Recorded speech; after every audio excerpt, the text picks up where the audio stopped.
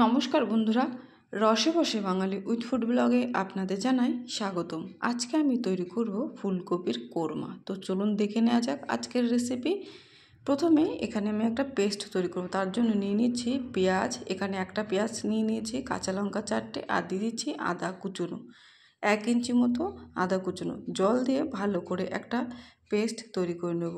দেখুন পেস্টটা তৈরি, পেঁয়াজের কষে পেস্টটা কালো হয়েছে। আর এখানে আমি মিডিয়াম সাইজের 2টো ফুলকপি নিয়ে নিয়েছি। ফুলকপি কোরমা তৈরি করার জন্য বেশ ভালো থেকে 2টো ফুলকপি নিতে হবে। আর আমি এখানে ফুলকপিগুলো এরকম টুকরো টুকরো করে কেটে নিচ্ছি, একটু বড় আকারের রাখবো। আর এই যে ফুলকপির ডাঁটিগুলো কেটে ফেলে দেবো, এগুলো একদমই সেদ্ধ হতে চায় না। তো ফুলকপিগুলো দেখুন আমি ঠিক এই রকম সাইজ করে কেটে নিয়েছি। ওই একটা ফুলকপিও আমি কেটে নেব। তো দেখুন ফুলকপিটা কাটা হয়ে গেছে। এবার ফুলকপিগুলো আমি একটু সেদ্ধ করে নেব। তবে ফুলকপি কিন্তু ভালোভাবে সেদ্ধ করব না, হাফ সেদ্ধ করব। ফুলকপিগুলো ভালো করে সেদ্ধ করব না, তাহলে কী হবে, ফুলকপিগুলো ভেঙে যাবে। আর সেদ্ধর সময় আমি একটু লবণ দিয়ে সেদ্ধ করে নিচ্ছি।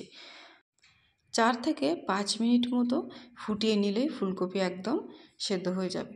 তবে ওই যে বললাম 50% ফুলকপি সেদ্ধ করতে হবে। তাই দেখুন ফুলকপিগুলো এবার আমি নামিয়ে নিচ্ছি, একটা থালার মধ্যে নিয়ে নিলাম। এবার ফুলকপিগুলোকে ভেজে নেব। কড়াই বসিয়ে দিয়ে কড়াই তেল দিয়ে দিয়েছি। আর আমি এখানে সর্ষের তেল দিয়ে রান্না করব, তাই সর্ষের তেল দিয়েই ভেজে নেব।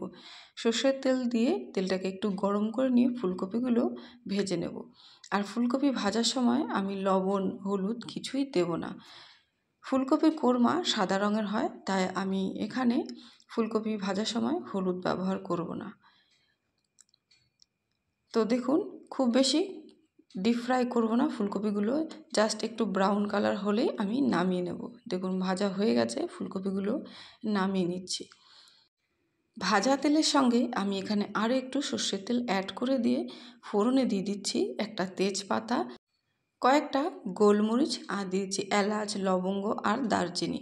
তো সমস্ত কিছু ভেজে নিয়ে এর মধ্যে যে পেঁয়াজ, আদা আর কাঁচা লঙ্কা পেস্ট তৈরি করে রেখেছিলাম সেটা দিয়ে দিচ্ছি। 2 থেকে 3 মিনিট মতো ফ্লেমটাকে লোয়ে রেখে ভেজে নিতে হবে। তারপর এর মধ্যে বাদবাকি যা মশলা দেব সেগুলো মিশিয়ে নেব। তো দেখুন 2-3 মিনিট ফ্রাই করার পর এই পর্যায়ে এসছে। আর ফুলকপি কোরমা করার সময় কিন্তু অবশ্যই ফ্লেমটাকে লোয়ে রাখবেন, মিডিয়াম টু হাই লো করবেন না, একদমই লোয়ে রেখে রান্নাটা একটু সময় নিয়ে করবেন, তাহলে দেখবেন রান্নাটা খুব ভালো হবে। আর এখানে দিয়ে দিচ্ছি এখানে টক দই। আমি এখানে 2 চামচ পরিমাণ টক দই ভালো করে ফেটিয়ে নিয়েছি, টক দইটা দিয়ে দিলাম। টক দইটা মেশানোর পর এর মধ্যে দিয়ে দেবো কাজু বাদাম বাটা। এখানে আমি 10 থেকে 15টার মতো কাজু বাদাম ভালো করে বেটে নিয়েছি। তো কাজু বাদামটা দিয়ে দেওয়ার পর আবারও ভালো করে মিশিয়ে মশলাটাকে কষিয়ে নেব। এখানে ধনে গুঁড়ো, জিরের গুঁড়ো কোনো কিছু ব্যবহার করব না। কাজু বাদাম আর টক দই দিয়েই কিন্তু রান্নাটা হচ্ছে। কাজু বাদাম দেওয়ার পর আমি কন্টিনিউ নাড়াচাড়া করে নেব। তাহলে কি হবে, কাজু বাদামটা দেওয়ার পর অনেক সময় দেখবেন কড়াইয়ের নিচে দিয়ে লেগে যায়, তার ফলে পুড়ে যায় সব মশলাটা আর রঙটাও নষ্ট হয়ে যায়। তাই কন্টিনিউ নাড়াচাড়া করে নিতে হবে। আর কাজু বাদামের বাটিটা দিয়ে 1 বাটি জল দিয়ে দিচ্ছি। যদি প্রয়োজন হয় পরে আমি জল অ্যাড করব। তো আপাতত এখানে 1 বাটি জল দিয়ে ভালো করে মিশিয়ে নিলাম। এবার একটু কালারের জন্য দিয়ে দিচ্ছি কাশ্মীরি লঙ্কার গুঁড়ো 1/2 চামচের কম। যেহেতু একেবারে সাদা, ফিকে সাদা রং ভালো লাগে না, তাই একটু কালারের জন্য, গোল্ডেন একটু কালার আসার জন্য আমি দিয়ে দিলাম কাশ্মীরি লঙ্কার গুঁড়ো 1/2 চামচেরও কম। দিয়ে দিচ্ছি স্বাদ অনুযায়ী লবণ, দিয়ে দেবো স্বাদ অনুযায়ী চিনি। এখানে আমি ছোটো চামচের 1.5 চামচ চিনি ব্যবহার করছি, আপনারা আপনাদের স্বাদ অনুযায়ী ব্যবহার করতে পারেন। তো সমস্ত কিছু দিয়ে দেওয়ার পর এবার এর মধ্যে ফুলকপিগুলো অ্যাড করে দিচ্ছি। ফুলকপিগুলো দিয়ে দেওয়ার পর আমি আবারও কন্টিনিউ নাড়াচাড়া করে মিশিয়ে নিচ্ছি ভালো করে, যাতে সমস্ত মশলাপাতি ফুলকপির মধ্যে মিশে যায়। তো এইভাবেই আমি 2 থেকে 3 মিনিট মতো ফ্লেমটাকে লোয়ে রেখে এভাবে ফুটিয়ে নেব। তাহলে ফুলকপির মধ্যে সমস্ত মশলাপাতি ঢুকবে, খেতেও ভালো লাগবে। আর এখানে দিয়ে দিচ্ছি 1/2 চামচ পরিমাণ ঘি।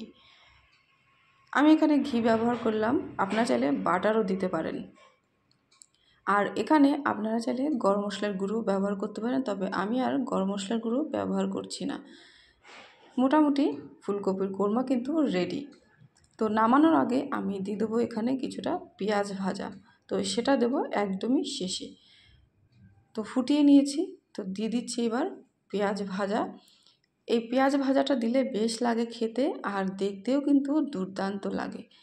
ফুলকপির কোরমা পোলাও, ফ্রাইড রাইস বা রুটি, লুচি, পরোটা সব কিছুর সাথে কিন্তু খেতে বেশ লাগে। তো দেখুন ফুলকপির কোরমা পুরোপুরি রেডি। ব্যাস, এবার আমি গ্যাস অফ করে দেবো। তো আজকের এই ফুলকপির কোরমার রেসিপি যদি ভালো লেগে থাকে অবশ্যই কিন্তু লাইক, কমেন্ট, শেয়ার করবেন। চ্যানেলটিকে সাবস্ক্রাইব করে আমার পাশে থাকবেন। তো আজকের ভিডিওটি এখানে শেষ করছি। সবাই ভালো থাকবেন, সুস্থ থাকবেন। আবারও দেখাবে নতুন ভিডিও, নতুন রেসিপির সাথে।